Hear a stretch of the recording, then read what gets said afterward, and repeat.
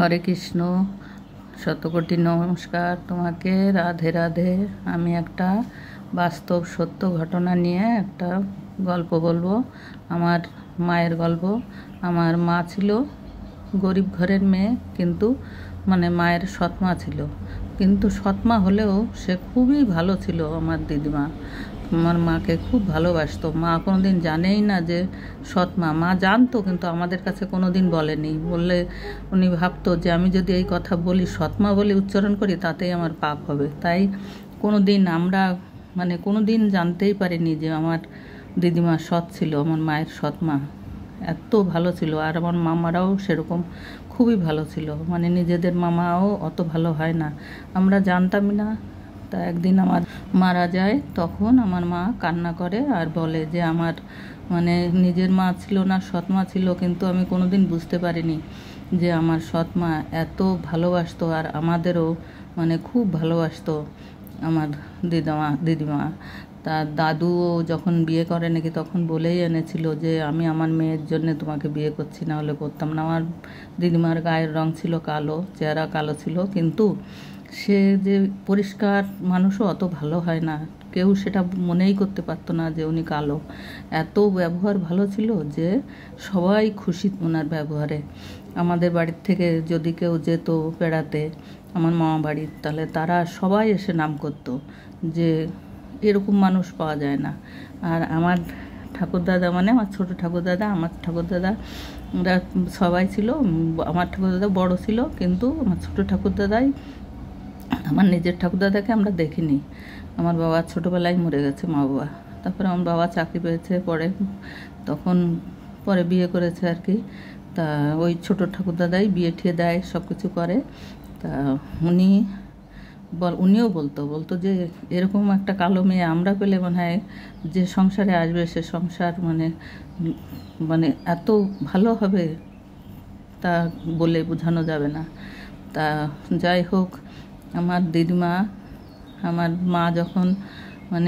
দিদিমা যখন মারা যায়, তখন আমার মা কেঁদেছিল, আর তখন বলেছিল যে আমার মা সৎমা ছিল, কিন্তু আমি কোনোদিন বুঝতেই পারিনি, আর কাউকে আমি বলিও নি। তাই মায়ের ভালোবাসা, মানুষ তো বলে সৎমা, যে সৎ কথাটা আর কি, সেই কথা আমি ওইটাই দেখে করেছি, না ওটা ভুল কথা।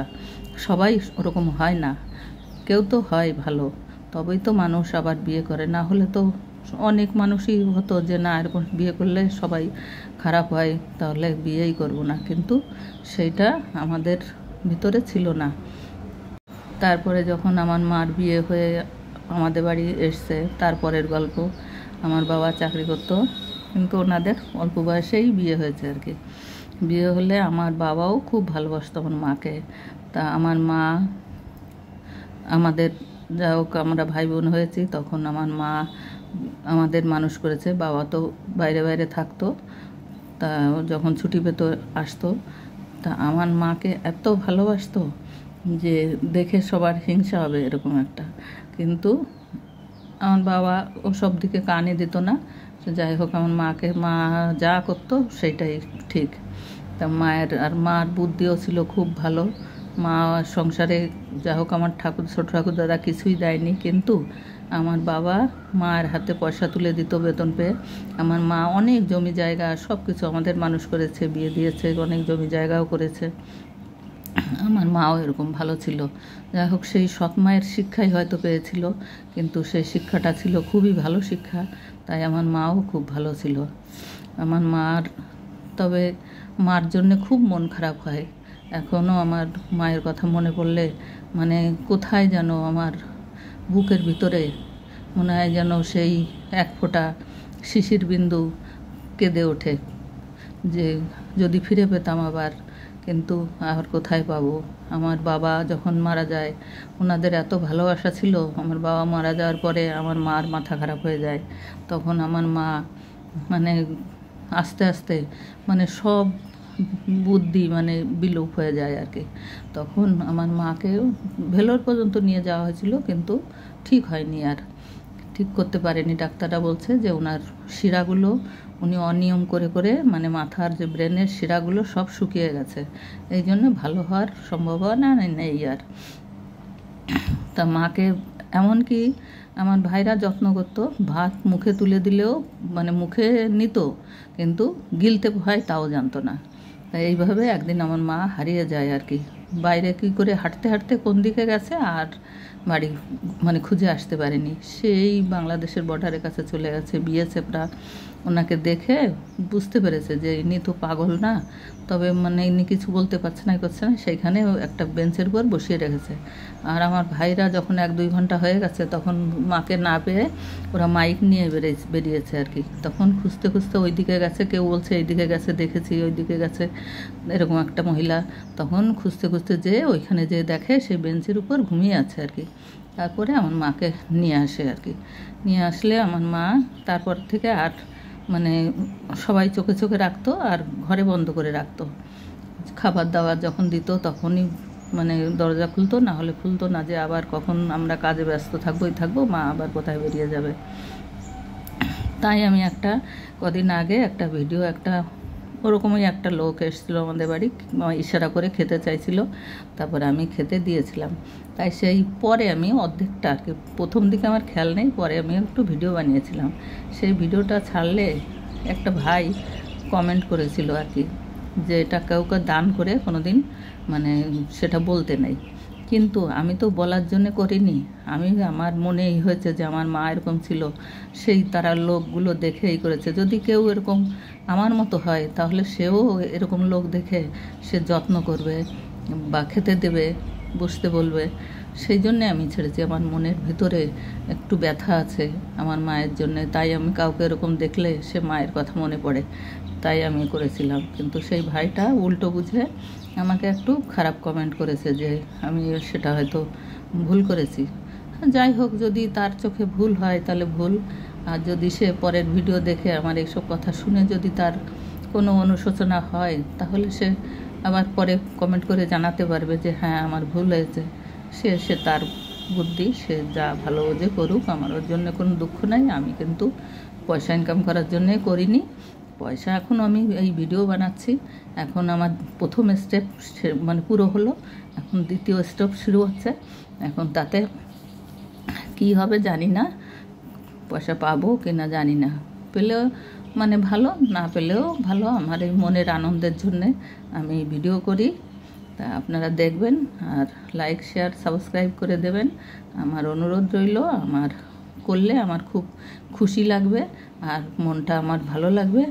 আপনারা যদি করেন, যে মনে করব যে হ্যাঁ আমার ভাইরা বোনরা মা বাবা সবাই আমার ভিডিও দেখে বা আমাকে ভালোবাসে, তাই একটা লাইক বা একটা সাবস্ক্রাইব করে দিয়েছে। অনেক অনেক মানে অনুরোধ আমার। তাই আমি বলছি, আমার বাবাও আমাকে অনেক ভালোবাসতো। ওই গল্পটা, বাবার গল্পটা আমি পরের ভিডিওতে আবার জানাবো। আমার বাবাও আমাকে অনেক ভালোবাসতো আর আমাকে মানে মেয়ে তো আমি, কিন্তু বলতো আমার মা এরকমই ছিল। আমার মুখে একটা তিল আছে, বলছে আমার মায়ের মুখে ওরকম একটা তিল ছিল ওইখানে, সব কিছু আমার মায়ের মতো, তাই আমাকে মা বলে ডাকতো। যখন ওনার লাস্ট বয়সে যখন অসুস্থ হয়ে পড়তো তখন মনে হতো যে মানে আমাকে দেখলে ওনার মানে ডাক্তারের মতো মনে হতো, যেন আমাকে দেখলে উনি অনেকটা সুস্থ হয়ে যেত। তাই আমার যখনই অসুস্থ হতো তখন আমার ভাইরা ফোন করে ডাকতো, বলতো দিদি তুমি আসো, বাবা তোমার নাম করছে, শুধু তোমাকে দেখার জন্য পথের দিকে তাকাচ্ছে, বলছে তোর দিদিকে ডাক, তোর দিদিকে ডাক। তখন আমি শুনেই আমি সেইভাবেই চলে যেতাম যে বাবাকে দেখতে। তখন গেলে উনি যে কি খুশি হতো, যে মনে হয় যেন কিছু একটা ভগবান পেয়েছে আর কি। আমি মেয়ে তাই কি আমাকে এত ভালোবাসতো। আমার সব ভাই বোন কাছে থাকলেও কিন্তু ওনার সেই দিকে কোনো অভিন ছিল না, আমার দিকে সবসময় টান ছিল ওনার একটা আলাদা। তাই আমার ভাই বোন বলতো তোকে একটু বাবা অন্যরকম ভালোবাসে। তা আমি ভালোবাসতো কেন, আমিও ভালো হয়ে থাকতাম। সেই জন্যে হয়তো আমার দিদিমার গুণ মার ভিতরে ছিল, মার গুণ আমার ভিতরে এসছে, সেই জন্যে সেটা আমি নিজের ব্যাখ্যা নিজে করতে চাই না। তা যাই হোক, সেই জন্যেই হয়তো হবে। তাই আপনারা আমার ভিডিওটা দেখবেন। দেখুন এই যে মায়ের বাচ্চা কত সুন্দর, এরা দেখেন মা কিভাবে তাদের বাঁচিয়ে রেখেছে, দেখুন কিভাবে পাখনা দিয়ে ঢেকে ই করছে। এরকমই মা তো এরকমই হয়। তাই মায়ের জন্যে আমার মানে এত মন খারাপ হয়, কি বলবো। আমার বাবাও এত মানে ভালো ছিল আর আমাকে এত ভালোবাসতো। বাবা মা মনে হয় যে আবার যদি আমি দেখতে পারতাম, আবার আমাদের কাছে আসতো ফিরে, তাহলে আমি মনে হয় শান্তি পেতাম। আর যদি হে ঠাকুর আমি যখন মানে পরলোকে চলে যাব, তখন যেন আমার মা বাবার কাছেই আমি যেতে পারি, এটাই আমার কামনা। এটাই আমি সবসময়ই করি যে আমি যেন আমার মা বাবার কাছে যেতে পারি। আমার মা বাবার সঙ্গে থাকলে আমার খুব ভালো লাগবে, মা বাবার সেবা করতে পারবো আবার যে আমি। তাই হরে কৃষ্ণ কৃষ্ণ কৃষ্ণ হরে হরে। সুদামা কৃষ্ণর ভালোবাসা দেখুন, যে কৃষ্ণ মানে সুদামাকে শুনে সে দৌড়ে যাচ্ছে, সুদামাকে জড়িয়ে ধরলো। আর এরকম ভালোবাসা বন্ধুত্বর জন্যে, মা বাবার জন্য, সব ভালোবাসা একটা আলাদা জিনিস। সেই ভালোবাসা মা বাবার সঙ্গে তো থাকেই, আর এদিকে বন্ধুর জন্য নমস্কার।